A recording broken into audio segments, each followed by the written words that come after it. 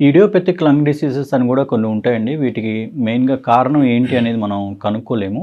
So, ఈ idiopathic lung డిసీజెస్‌లో వచ్చేసి main కామన్‌గా చెప్పుకునేది ఇడియోపతిక్ పల్మనరీ ఫైబ్రోసిస్ అంటాం. అంటే మెత్తగా ఉన్న ఊపిరితిత్తులు గట్టిపడిపోతూ ఉంటాయి.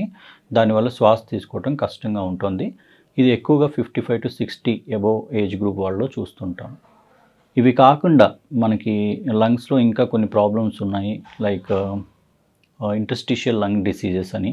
ఇంటర్స్టిషియల్ లంగ్ డిసీజెస్ అనేవి మెయిన్‌గా ఆక్యుపేషన్ రిలేటెడ్‌గా కూడా కొన్ని వస్తూ ఉంటాయి. అంటే ఎక్కువగా మనం సిమెంట్ వర్క్ చేస్తున్నా గానీ, లేకపోతే కోల్ వర్క్ చేస్తున్నా గానీ, ఇటువంటి వాళ్ళకి ఈ ఇడియోపతిక్ లంగ్ డిసీజ్ ఎట్లా ఫైబ్రోసిస్ అనేది ఇంతకుముందు చెప్పానో, అలానే వీళ్ళకి ఇంటర్స్టిషియల్ లంగ్ డిసీజ్ అనే ప్రాబ్లమ్ కూడా వచ్చే అవకాశం ఉంది.